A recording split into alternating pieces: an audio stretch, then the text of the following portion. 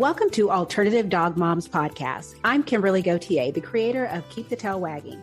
For the past 9 years, I've been blogging about raw feeding, pet wellness, and life as a crazy dog mom. I've seen massive improvements in my dog's health since I started raising my dogs naturally, and I'm passionate about sharing my experience to help other pet parents. I'm Erin Scott. For the past 9 years, I have been researching and learning everything I can about healing cancer, allergies, autoimmune, and mystery illnesses in both my dogs and myself, and I can't wait to share with you everything I've learned on this journey. As the Alternative Dog Moms, we're bringing you all the latest dog health news that we're following and sharing the tips, tricks, and resources we learn along the way. Now, let's get started.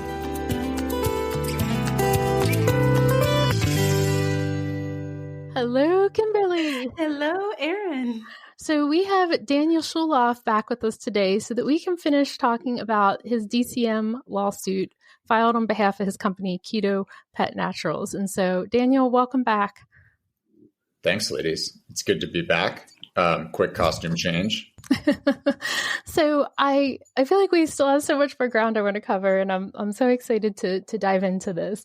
So we left off last time where you were telling us about like the cherry picking of the data and how this was reported to the FDA and how only the cases of DCM that were associated with any kind of boutique, exotic, grain-free diet were the cases that were being reported. And that contributed to the FDA publicizing this thing saying that there's been a spike in DCM related to cases, and we're going to look into this. And then that started like a public panic. And in the lawsuit, you lay out 4 steps of this conspiracy, this process that happened. And so, the first part being the cherry picking of the data. The second part is coming up with this term, the BEG diets, the boutique, exotic, grain-free. It's like this nice little acronym, that you see everywhere. And then the third step is mischaracterizing the science, where the defendants repeatedly lie to the public about the evidence of DCM. They make false statements in industry organizations and blogs, and they do this thing called self-citation. And I was like cheering when I saw this described so efficiently. This is where one member of an unlawful enterprise cites to false statements made by another member of the enterprise. So we start seeing these citations everywhere, like, oh, this, organization says it, and this company says it, and this doctor says it, but they're all like collaborating together, right? And so they're all just, pointing to each other. And I was thinking of the pharmaceutical industry and safe and effective. Yeah. I mean, it's like there are levels to this. Like the idea of self-citation within a group of commonly interested, scientists can take the form of like, I don't know, bad form and kind of unprofessional activity, which is, not great for the professional practice of science, but is also not unlawful. And then it can rise to further levels depending on what kind of facts you have and the nature of the self-citation. So this is like a phenomenon, self-citation, that's more broad than this, lawsuit, the like conduct described in this lawsuit. Sure. But in our case, it's really egregious because it's like they're highlighting things from other members of this that are involved in this conspiracy as well, that they know the truth about, and they're not highlighting the truth, and they're continuing to perpetrate misleading stuff. They're mischaracterizing the stuff that they're citing. Those types of things are what elevate it from like the more mundane form of self-citation that unfortunately does happen to something more. And then the fourth step is where there's like the propaganda campaign, where it's all over the blogs, it's all over the podcasts, it's all over the Facebook groups, it's giving the vet webinars, it's marketed to the veterinary industry. And, with Hills being the primary corporate defendant in the case, I thought it was such an interesting analogy that you had made in the complaint that, Hills is owned by Colgate-Palmolive Corporation, and that Hills started marketing to vets the way that Colgate markets to dentists. And like, we've all seen that, 4 out of 5 dentists. Yeah. So that's like that the development of the strategy of branding Hill's as the number one vet recommended brand of pet food it's not like, they do it the same way, help you understand it by analogy. It's like the company was successful doing it with dentists.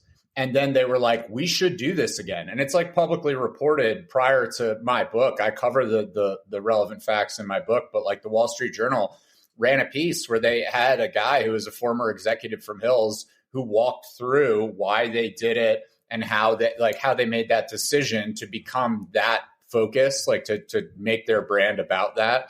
And it's really, to hear him tell it, it's just like, yeah, it worked incredibly well for Colgate. The logic being that it's difficult in a competitive market to try to convince every person that brushes their teeth that you've got uniquely good toothpaste. It's just a logistics, it's not easy to do. You have to be able to communicate with all of them. You have to be persuasive to all of them. But most people go to their dentist and ask their dentist, what do you think? Is that rather than try to figure it out for themselves, they defer to the expertise of somebody that they trust in that domain. And Hill's had that realization, Colgate had that realization. So they said, we're going to just try to market to the dentists. And that's what they did. And they weren't, marketing prescription only products, right? These are things that you can buy over the counter, not unlike Hill's would later do with many of its products. But the idea being that like you didn't have to go to the dentist to have a dentist prescribe their product, but that people do that they defer to the expertise of people that have credentials in a domain that they're interested in. And it worked. I have the specific facts in the book. I can't call them to mind right now exactly how financially successful it was, but it was like a huge win for them. And it was an aha moment as they picked up the Hill's Pet Nutrition brand around that same period of time, and said, let's try to do the same thing, and did it incredibly well. They pioneered the idea. Now it's like there are a couple of other brands that to one degree or another use a similar kind of strategy, but Hill's is absolutely the pioneer of it. And they're the leader even today. They were the first. And as a result, in part, they've become the most well-known veterinarian recommended brand. Can I just add one quick thing, which is that it's super relevant to the lawsuit.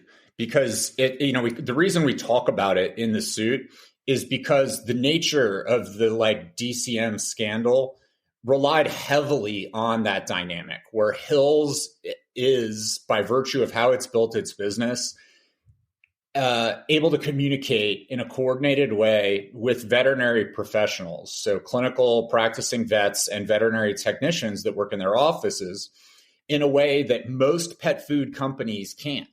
And so they could more effectively than most put out a singular message and get that message out into that discrete community. And because through their, the whole idea behind marketing to their products to veterinarians is that people really do listen to what their vets to some degree have to say about those kinds of topics. They trust their veterinarian on that stuff. And so people look to their vet for that kind of information. And so by convincing America's veterinary professionals of false stuff about DCM, that was a really effective way to get that message out into the broader lay public. Yeah, I'm curious about when they went from marketing themselves to veterinarians to then getting the veterinarians to push this narrative because this was pretty impressive how quickly this snowballed completely out of control. And it was one of those where there were people who knew better and who had an audience, they had people that would listen to them who were like, yeah, you don't want to touch this topic. It was just known in the, the blogging sphere. You don't want to touch this topic because they'll come down on you. So when it comes to Colgate and then marketing to veterinarians, it sort of has a positive spin kind of, whereas you can highlight, you don't have to highlight bad things about your competitors. You can just highlight good things about your products if you want. Exactly. And they took this to, and I just find it interesting because it happened around a time when social media has had levels of toxicity since its formation. But during that time, it was, so much was going on just in the world. It was so toxic. And it was sort of like people were ripe for a conspiracy theory to latch onto, and they were right there with it. And it's kind of frightening to me that they got veterinarians, people who we're supposed to trust, just that we're looking at people with these letters behind their names that are associated with universities that are respected. And my question is at the time, my question was, do they really believe that this is a problem, or are they just lying too? Oh, so you're highlighting so many interesting things just in that one little narrative. So let me highlight a few things that kind of stick out to me. So number one, as far as that transition from marketing to veterinarians trying to make the case that your products are healthful, to going to a place where you're going to market your products by lying about the impact of other people's products. That transition was not as abrupt as just, they used to just pitch their products and then one day started DCM. The reality, as we explain in our complaint in the lawsuit, is that DCM was kind of the latest foray, the latest part of a broader campaign. This is not the first time that this company and these same individuals have used this same kind of structure as part of a campaign. And so the most notable example of it, at least one of the most notable examples of it, is that a period of time before DCM, and I'll get the dates wrong, but I think the early part of the 2000s, but I might be wrong about that. Go to the complaint if you're hearing this and you have uncertainty and you want it, because it's faithfully reported there. It's pages 20 to 21. It became raw diets, right? It was the same people, literally the same veterinary researchers. Lisa Freeman, a defendant in the lawsuit who's played a huge role, more than any other veterinarian in the DCM controversy, started writing papers that in one way or another gave the reader the conclusion that you shouldn't feed raw diets for one or another reason. Mm-hmm. And all of them have this kind of, at most generous, attenuated logic behind them. In reality, I think you could say stronger things about them. But generally speaking, it was her corporate benefactors saw that there was a group of products that they were competing with that they were not going to ever embrace and start making. And so they leaned on their, the folks who are on their payroll to work this side of the issue into the veterinary community. And so before DCM, I would say this to people all the time, that I like making bets with people, but to show my confidence in things. I'll say go to your veterinarian tomorrow morning. I don't know where you live. I don't know who your vet is. Go to your veterinarian tomorrow morning and tell them you're thinking about starting to feed a raw diet. And I will tell you that I bet you I can predict in substance exactly how your veterinarian will respond. They will say, number one, we don't recommend it. Yep. Number two, here's why we don't recommend it. There's no evidence that it's any better for your dog to feed a raw diet as opposed to something else. And there is evidence, and this is due to Lisa Freeman's work, that there's a possibility of foodborne pathogens that could cause concern for, and it's just generalized at that point where it's there's dangerous foodborne pathogens.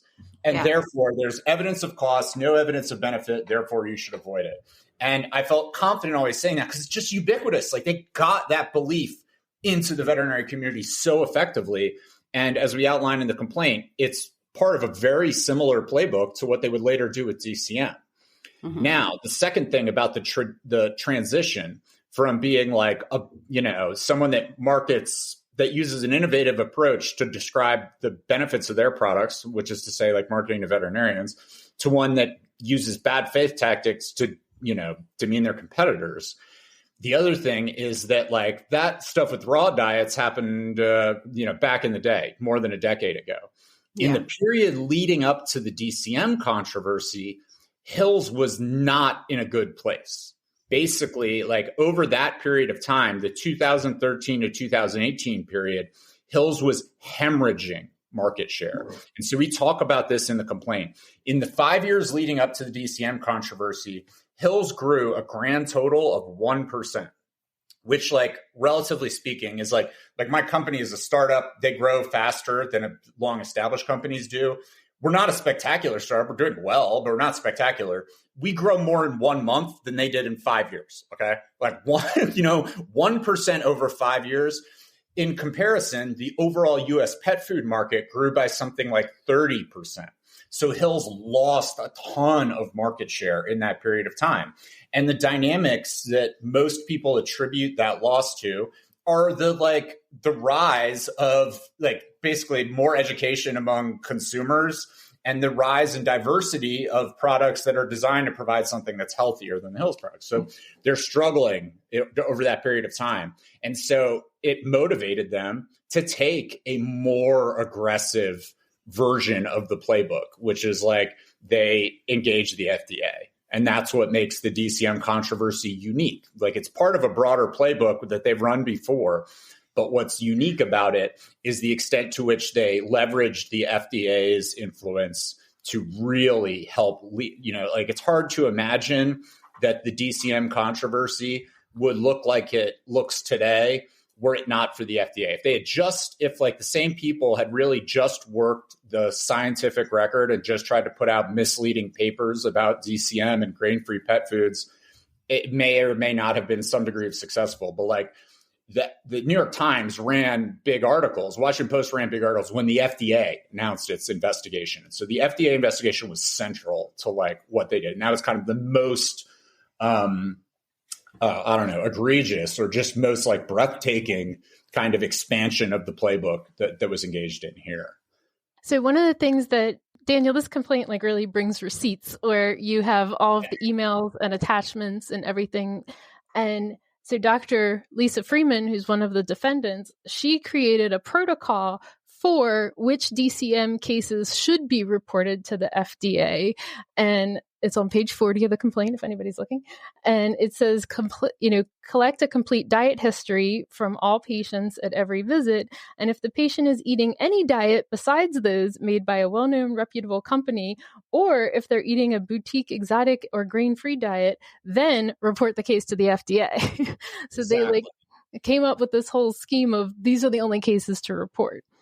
And that is a incredibly important aspect of the story here. That protocol that Dr. Freeman created and put to use was produced to me as part of the Freedom of Information Act documents that were sent to me by the FDA. I got 20,000 pages of documents, and this was kind of buried in there. It was like the attachment to an email. And I didn't really understand the significance at first until I started kind of trying to put it into context. But once you do put it into context, you can see that what is taking place by virtue of using that protocol is this cherry picking that that you're describing, where it's like, you're getting a disproportionate share of cases of DCM involving grain-free or BEG diets being reported, whereas other ones are not. And that's very clearly what the point of the protocol is. This is super important because Dr. Freeman knew, as well as anyone in the world, that DCM is a reasonably common disease among dogs. Like in 2010, we highlight this in the complaint as well, Dr. Freeman contributed a piece of writing to something that Purina put together and published. She has a long history of working for a variety of different traditional pet food brands. And so 2010, before there was a DCM controversy, before there was really grain-free pet food, it was before Blue Buffalo made a breakthrough and became a thing. Dr. Freeman put together this chapter in a book that a reference guide that Purina published that talked about a variety of cardiac conditions. And even she, in that thing, years before grain-free pet food, highlighted that DCM is the second most common cardiac disease experienced by dogs in the United States. Okay. And that she also says in the same thing, 1 out of every 10 dogs-ish will wind up with a cardiac disease at some point in their life. So talking about the second most common of something that 1 in 10 dogs encounter. So you're talking about hundreds of thousands, maybe millions of dogs that are going to suffer this disease, regardless of like if there's a connection between grain-free diets or not. You're going to have hundreds of thousands, if not millions of dogs. If you want to selectively look for just dogs that are eating grain-free diets, within that group, you can find them. It is super easy to just pick those ones out. They're there in multitudes. Like, even if there's no connection between diet and DCM whatsoever, you're going to have hundreds of thousands of dogs a year that are eating BEG diets and are getting DCM. And so if you employ a protocol where you're going to tell the FDA only about those cases where the dogs are eating those kind of diets, you are going to give them a really, really flawed, skewed perspective on how common those diets really are among dogs with that disease. And that's kind of a core part of like the nature of this scheme, is that they did that. And as a result, the FDA was like, in essence, oh, wow, we just got a ton, huge influx all of a sudden of dogs that seem to have this dietary quality as part of their lives. And that looks scary. But in reality, it's cherry picking. And that's not scary. That's just misleading. Yeah, I just did a quick Google search for Lisa Freeman, and she was writing about this up until February of 2023, still promoting this narrative. Yeah, she's played a huge role in it, a huge role. You know, it's like she's the main, you know, she was a part of communicating directly with the FDA to get the FDA to launch its investigation. She submitted a huge chunk of the cases that they had received prior to launching their investigation. According to our best ability to analyze the cases that the FDA received, DCM cases that were reported to it prior to its announcing its investigation, they only received 28 cases. Okay. So it's not like the spike that they referred to. It was the case that they had received over 2017, 2018, more cases of DCM than they had seen in previous years. In previous years, they'd get 3, 5, something like that. And they got 28 over the, I think, 18-month period leading up to the announcement of the investigation. So it is more. But what they never told the public, but becomes clear when you look at all the FDA or all the FOIA records that I got, is that 21 of those cases came from Lisa Freeman and another co-conspirator, another defendant, a woman named Darcy Aiden. 75% of the cases in the spike that the FDA saw were from just those two individuals. So Dr. Freeman played a big role there. She played a big role in putting out the academic papers that she would later and others would later mischaracterize as evidence of an association between BEG diets and DCM, both the experimental type papers where she's summarizing some experimental work that she did, but also stuff that's not even experimental papers. The most widely read piece of quasi-academic writing about DCM appeared in the Journal of the American Veterinary Medical Association in 2019, and Dr. Freeman was the lead corresponding author on it. And it's not like we carried out this experiment and here's what we see. It's just a generalized, it's called something, I don't have the title in front of me, DCM, what do we know? And it came out at a time when the FDA had been running its investigation. There's these news articles that are big deal, are clearly getting read by tons of folks. Veterinarians are getting asked about DCM all the time. And then these 5 individual vets, all of whom are nutritionists, cardiologists, or both, get together. They've been working with the FDA over the past year, and they're going to write an article that the veterinary community can all look to and go, this is what we know about this subject at this point. But it's rife with false statements. It's completely, at the time I tried to get the article retracted because it's got so many demonstrably false statements in it. And at first you hear about something like that, and it seems like, well, wait a second, how could that be? JAVMA is this very well-respected, very widely read peer-reviewed journal. How is it that these peer reviewers didn't catch all these false statements, but you, Dan, are a guy that did?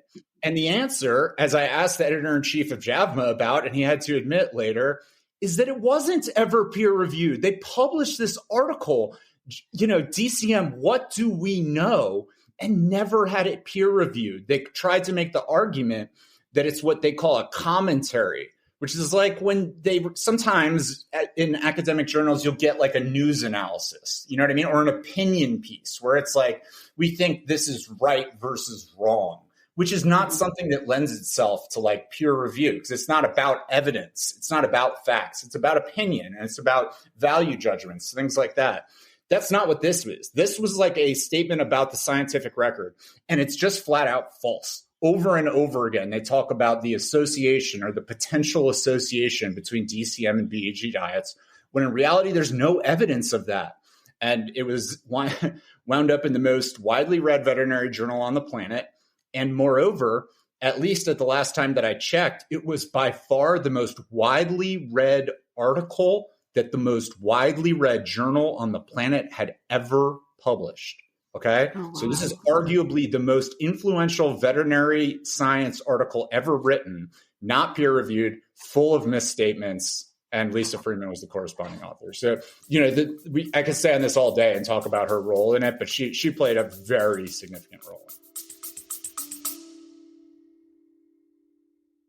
Hey, quick question for you. Are you someone who wants to be fit, healthy, and happy? And what if I told you you could get your dream body by simply just listening to a podcast? I'm Josh. And I'm KG, and we're the hosts of the Fit, Healthy, and Happy podcast. Listen, we get it. Fitness isn't easy. Carbs, no carbs. Just stop, okay? It doesn't have to be that complicated. And that's why we made this podcast. We get straight to the facts so you can become your best you. So the way to check us out is click the link in the show notes or search Fit, Healthy, and Happy podcast on any of the major podcast platforms. We'll see you soon. So I have a note that the individual veterinary defendants in the complaint have authored a total of 15 journal articles, like in that 5-year period, about DCM with all these different false and misleading statements. So it's like this flood of, you know, journal articles that are going out there to keep perpetuating the DCM BEG connection. Yeah, it works in a million ways, right? It's like anytime a new article like that gets published, you have an opportunity for headlines and news, and Lisa Freeman can write a blog post about the new findings if she wants. It's a grist for the self-citation mill, right? Like as anytime you put out something new, then the rest of the folks that are involved in the coordinated plan can refer to it when they're writing their own stuff.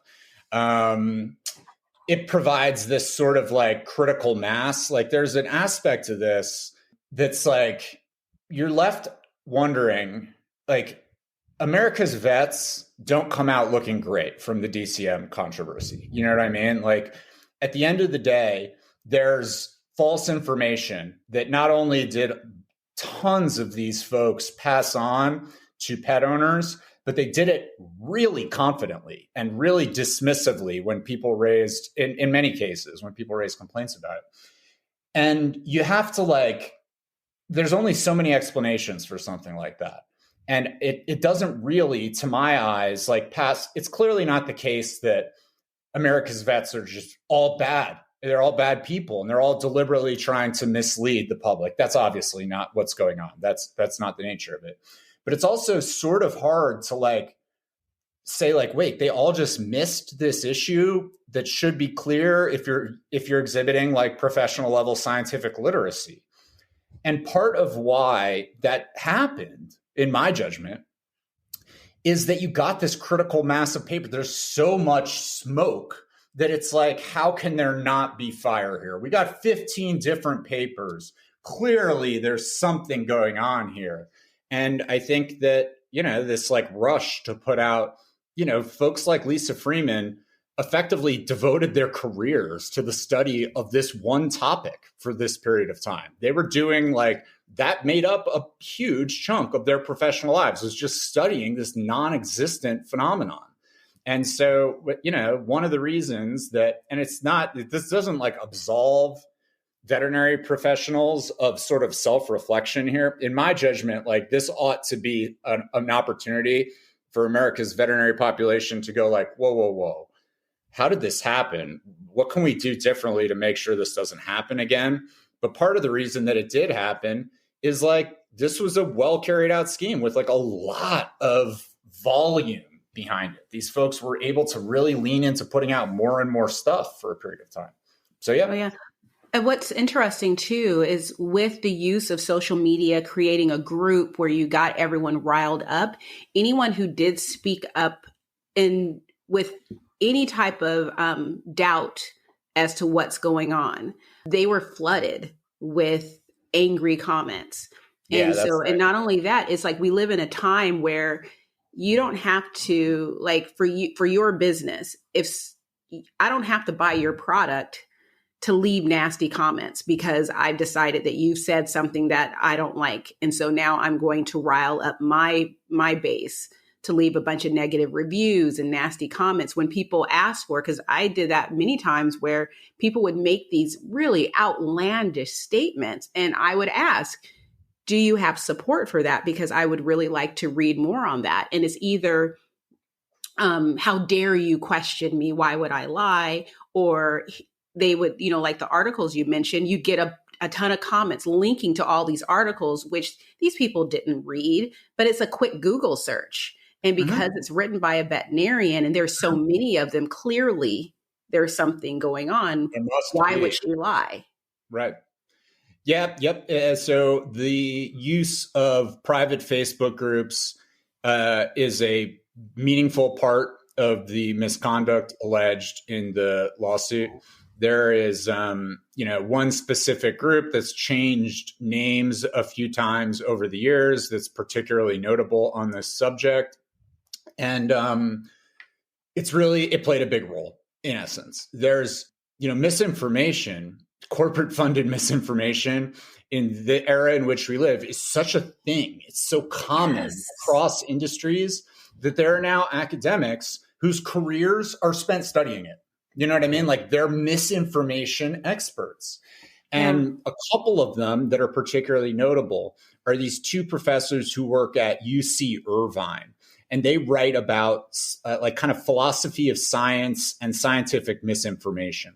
And they put out this book in 2021 called The Misinformation Age. Kaylin O'Connor is the woman who I've corresponded with about it. She's one of the two co-authors.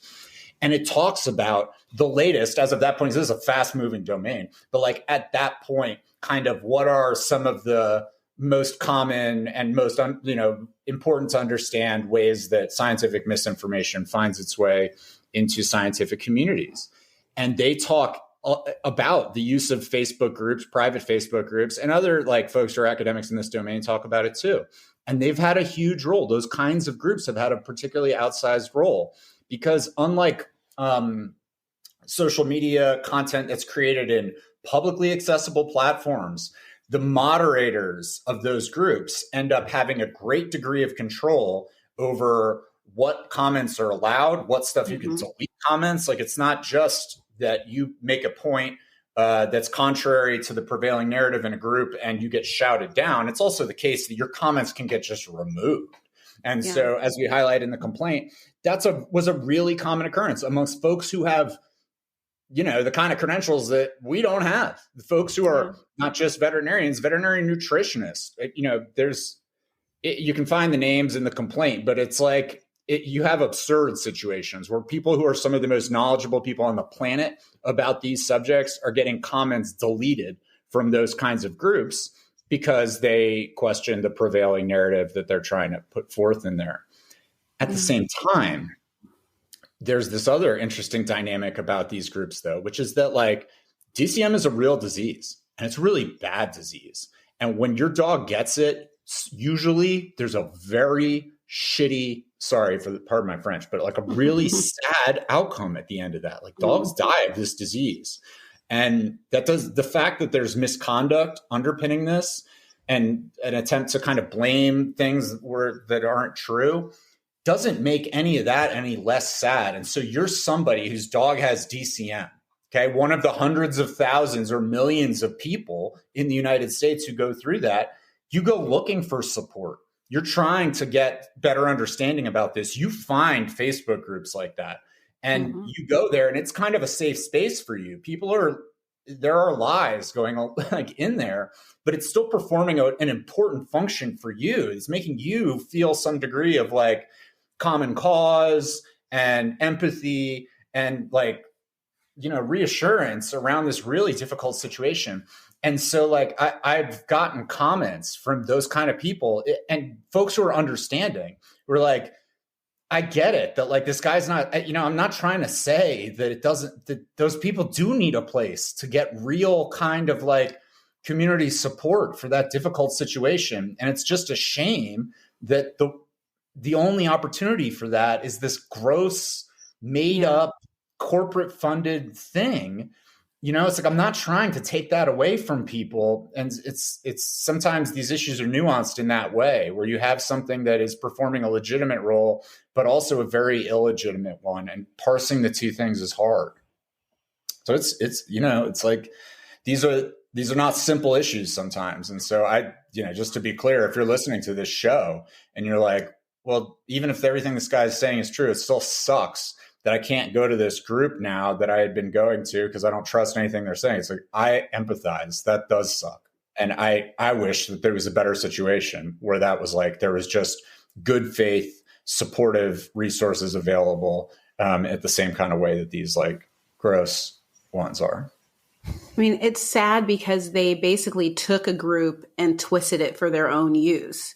Because as a content creator myself, there is some type of, it feels good to have someone who's very smart, who's very intelligent, who has this great track record. So like a Dr. Lisa Freeman, join your group and then start contacting you and talking to you and stuff. You get kind of a contact high from that because it's like, this person is being so nice and you develop this relationship. And I feel like just in the world where people look up to and idolize, celebrities and stuff. If someone says something negative about Lisa Freeman, then they're saying something negative about me too. Yeah. I get it. And I feel like they counted on that and use that, to further this cause. And it's unfortunate because even now, like even after our first recording, I answered 2 questions about DCM. Like someone said, and I forgot what it was, but because I use a base mix when I make my dog's food, and someone mentioned an ingredient, and they're like, but that ingredient causes DCM. And it's just like, well, no, it doesn't. People don't know that the FDA later came out and said they couldn't find a connection. And now the FDA didn't run any article, or excuse me, the New York Times didn't run a similarly big article about that. Nope. And the only reason why we knew it is from people who follow the FDA, like Susan Thixton. And, were it not for this lawsuit, would the FDA had been forthcoming about the fact of why they found no connection and all the stuff that you've discovered and that you're bringing to light, would all of that just gone away? Yeah. Counterfactual, hard to say, but it's sort of, this is the process of deconstructing a false narrative that's been constructed by folks who can spend a lot of time and other resources building it up, is that there are a lot of disparate forces that have to kind of work diligently in their various like little domains of expertise. For me, it's like, I do know about the civil litigation system. I'm able to help lawyers who do this kind of work understand the significance of some of this stuff and leverage some of those kind of tools. For someone like Susan Thixton, who's so knowledgeable about like consumer advocacy stuff, she's got her part to play in it as well. And so it's like, it's hard to marshal the necessary resources to compete realistically against something as deep pocketed as like Colgate-Palmolive, unless you have a lot of disparate folks doing what they can in their own kind of way. And it's like, you touched on a second ago, this like, how this dynamic where if you're a veterinarian, you've been like, the idea of going against a prevailing narrative is really hard. It's uniquely hard in professional domains. Like if 9 out of 10 of your veterinary colleagues all are saying the same thing about a scientific issue, you run a ton of career risk questioning that. It's so much easier to defer to the like acceptable sources of information transmission to go like, well, look, everybody else is saying it this way, and it's based on these things that are facially valid. I'm just going to go with it. There's not a lot of risk in that. There's a ton of risk if you question that. If you go, well, Dan and Erin and Kimberly said this on their podcast, and so I'm going to disregard the JAVMA article, and you're wrong, you end up, that's career risk, man. That's like career suicide if you do it too overtly. And so you can see how there's these and that's something else that these folks from Irvine have written about. It's a natural dynamic that's part of these professional communities that leads to this kind of bubble of false information, that how it can happen. Despite the fact that veterinarians are generally scientifically literate people, how did this happen? That's part of the explanation, is that there is an insufficient incentive to question the truth about certain kinds of topics. And I think it's kind of what was at play here. Seems like. And it sounds like once Hills became aware that this lawsuit was going to happen, you were even seeing some negative things on your company's social media too. Yeah, we did. I don't know. We haven't gotten to the discovery phase of the case yet. And so we haven't had the opportunity to depose people, anything like that. However, shortly before the case was filed, after they knew that the case was coming, we'd never have gotten, to my knowledge, ever, somebody affiliated with a competitor or somebody else who makes pet food coming on to one of our web properties and saying anything negative about us. And we've been around since 2018. I don't think it's ever happened once. But days after Hills became aware of this, we just happened to get a nasty comment referencing litigation on our Facebook page from somebody who's a Hills employee. This woman came onto the site and basically said something false, frankly. It was like, oh, your diets have so much protein. I hope you're ready to get sued by all the pet owners because protein is bad for dogs for some BS reason that had no real grounding. I hope you're ready to get sued by all the pet owners, something like that. And so, yeah, I don't at this point know if that's just a pure coincidence or not. But yep, we did. That's they have the notable distinction of being the only competitor that's ever come to our website and made some nasty comment on it.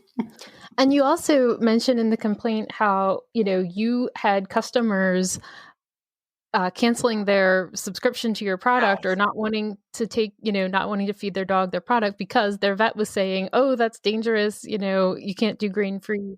That's not a past tense. That is something that happens still. It's a testament to what Kimberly was mentioning a minute ago, where it's these issues have really long staying power, and that even after the factual predicates that gave rise to them go away, they're still in there and they still take time to filter through the public's knowledge.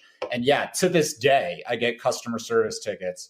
And as I've been going around talking to folks on podcasts like this one, there's one particular type of ticket that I get that is particularly blood boiling. It's you try to, I don't know. I like to think that I'm not overgeneralizing about how or being too harsh on folks who got misled, veterinary professionals who got misled as part of this and were trying to do good things, but ended up not, teaching people bad information. But there is a variety, a flavor of that I have a lot of trouble kind of finding my way to that sort of emotional place on, which is lots of dogs and lots of cats get diabetes. Diabetes, as you guys probably both know, is essentially a disease where you're allergic to carbohydrate. You can't process the natural byproduct of eating carbohydrates, glucose. Your body can't process glucose well. You don't make enough insulin to process glucose. And so one good way to help somebody, a dog, cat, or human being with diabetes is to feed it less carbohydrate. But Hills Pet Nutrition makes the most popular prescription-only formula for dogs with diabetes in the country, and it's 40% digestible carbohydrate. So dogs tend to have really bad process when they get recommended that food. They end up having to use tons of exogenous insulin in order to bring their glucose numbers back under control. Our products are only 5% carbohydrate. So when diabetics make the switch from a product like that to ours, they inevitably have lower blood glucose and they inevitably need less insulin, which are just like excellent outcomes if your dog has diabetes, and makes pet owners very happy. I get tickets, like to this day, from customers who go, my dog has diabetes. I used to feed it this other diet. I switched to yours because I saw one of your ads. It's been phenomenal. I use a third of the insulin I ever had to use. The dog's blood sugar is much better regulated. It's a total godsend for us. However, we were at the vet the other day and they told me that I shouldn't feed your product anymore because of DCM related concerns. And so it's like in those instances, you have medical professionals going, this disease that your dog has, that you're managing really successfully because you found a product that works well for you, that shouldn't be your big concern. Your big concern should be this disease that your dog does not have, that I'm so confident in my knowledge about, that you should abandon this thing that is working well for the dog. That is like, given that how simple the etiology of diabetes kind of is, and how obvious it should be to anyone with a medical degree, that the first thing you ought to do for an animal that has diabetes is remove the carbohydrate from its diet.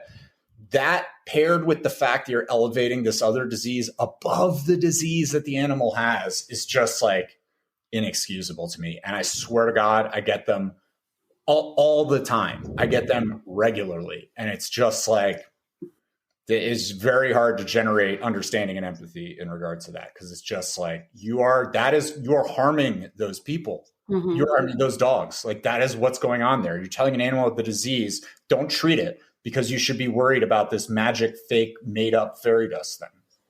Yeah. Yeah.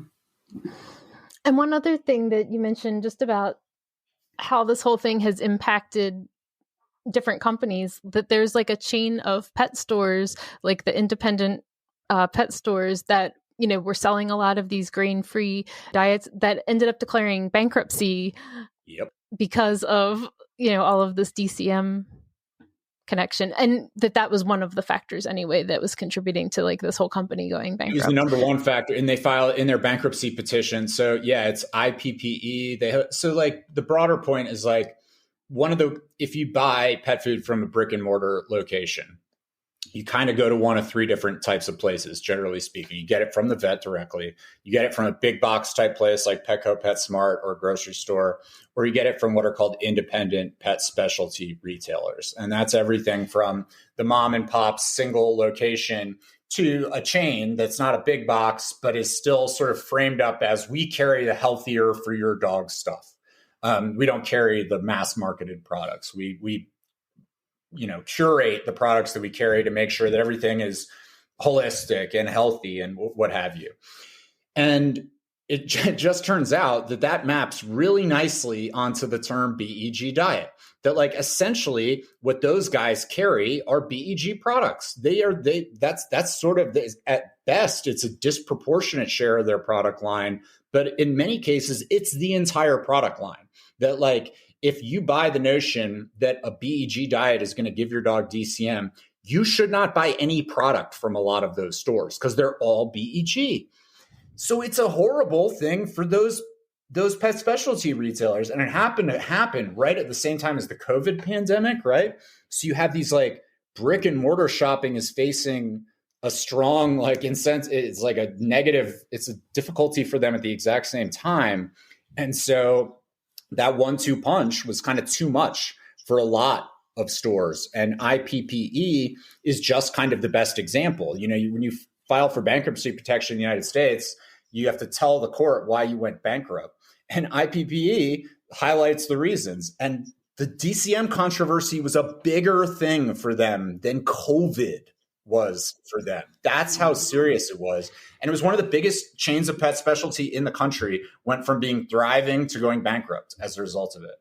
And so if you're listening to this and you don't run IPPE, but you might run an individual pet store, if you reach out to Erin and Kim, they can put you in touch with me, and I can put you in touch with our lawyers, because they are investigating putting together a second class that's a suit based on the damage that's been caused to the pet specialty retailers. Because it's a really discrete group that's like been hammered just as badly by this as the individual brands that have gotten defamed. So yeah, I suspect we'll see that quite soon. That's like a serious thing that's coming along. So I was just checking the docket for the lawsuit this morning, and I see that there's now, I guess, an extension until June for Hills to respond and presumably file some sort of motion to dismiss or, otherwise quash the complaint. Exactly. And so it sounds like we won't have any real movement happening in the next couple months. Yep, that's probably right. Yep, exactly. They reached out and they said, we'd like an extension for, presumably, like you said, they're going to, how much of this is legalese and how much is like something the audience would like. One of the first steps of a lawsuit is like you kind of have, in some way of speaking, is you have three different times where the the parties involved in the suit are going to fight. The first, you fight throughout, but like there are three different like venues. The first is before any evidence has been formally gathered by the two sides. It's like I file my lawsuit, putting together the stuff that I've put together on my own. The other side then has a chance based on that to go, even if you accept all that is true, they still lose. You know what I mean? Like if you say, oh, Erin is liable to me for the wrongful death of my heir. You might say, well, that person's still alive. So like, I can't be liable for wrongful death if that person's still alive. The allegations you've said don't give rise to liability, even if we accept them all as true. And that's essentially what will happen now is Hills and the other defendants will in all likelihood try to make the case that the court should throw out the suit, even if you accept everything is true. The court doesn't do that. Then, as Erin knows, we go into the evidence gathering process. You go through what's called discovery, which is when you get to depose the other side. And you get to gather all the documents. And then once all that is done, which is a long, as you can imagine, in a case like this, where there's so many people and so many documents involved, it takes a long time. Then you get a second chance where the parties try to go, look, based on the evidence, there's no actual factual dispute here. We both agree that they published the article on this date, and therefore the case should be resolved based on that lack of a dispute. And if then there's any case left over, then you go to a trial and you have a jury figure out, based on the conflicting evidence, which version of the truth is more likely. And those are the three different times. Like you're saying, Erin, we're at a point where we haven't even seen Hills's attempt to get the case dismissed yet. It will not get filed until at least June. We'll then it'll be a fight over briefing. We'll respond to it and try to explain why the arguments don't hold water or don't make sense. And then the court will have a period of time to rule on it. And these are going to be big pieces of writing that the court won't just rule from the hip on. It's going to take time. And so, yeah, you're talking about months in the most optimistic timeline, potentially not 2024. It's entirely likely that you wouldn't get a ruling on this until 2025. Yeah, I'm happy. I'm getting married in May. And at first we had a deadline that was right before the wedding. And I was just like, oh my God, it's going to ruin my personal experience of the wedding, because you get this you get the arguments that are Dan's case, your case should go away based on, and it's very hard to let that go, for me at least. And so I'm grateful that it's at least a little later, but yeah. Yeah. So I don't know how much you can say about it. Do you expect any other parties to join your side of the lawsuit? What can I say about that? So our case is just about BEG brands. So there is this separate category of folks who have been damaged by the same misconduct, at least one other group, which is these pet specialty retailers. There's arguably other groups as well. I feel reasonably confident that we'll see pet specialty classes coming forward soon, or being filed soon. I'm not sure I feel like I have a good sense of whether anything else. As far as other brands that also make BEG pet foods, at this point, they really don't have any incentive to come out one way or the other. Like they can, if we win at this motion to dismiss stage, that's very good for them. In class action litigation, the way it works is like you get an opportunity to opt out. For like, I define a class. I say to the court, like, we want to represent all BEG pet food companies.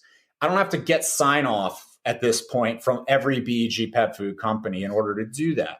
But what does happen later is if the court says, yeah, you're right, you do get to represent all of them, they all get a chance to opt out. You can say like, no, I'll litigate this on my own.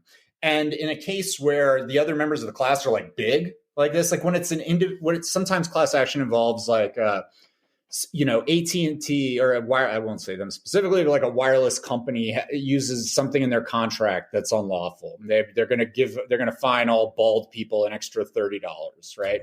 And all the bald people in the country get one bald guy comes out and says, that's unlawful. They should have to pay $5 million to the 1 million bald people who are all clients. You don't opt out of that because your personal stake is $5, right? As opposed, and so there's no reason for you. You don't have the financial incentive to litigate it on your own. In this case, the other members of the class are big. They're corporations. Some of them are big, and they might have an incentive to opt out of the class and pursue it on their own if we get far enough. But at this point, they want to just see what we can do.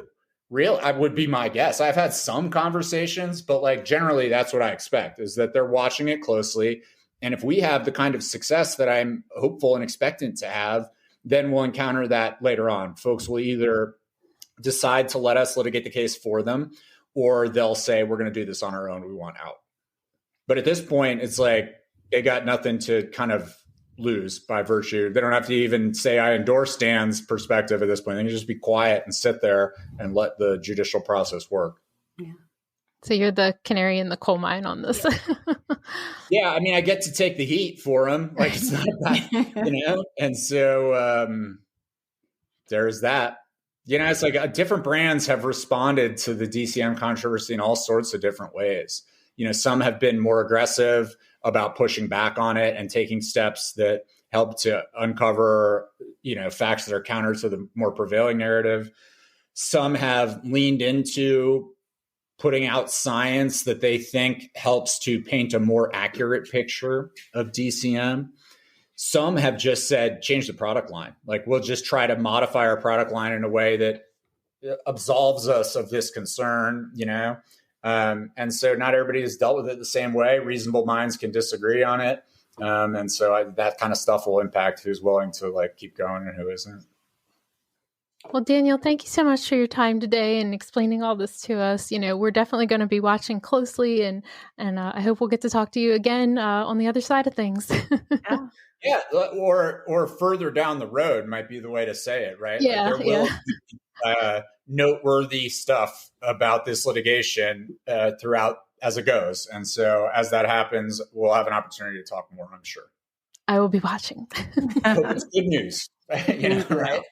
We'll see. Thanks so much. Okay. Take care, guys.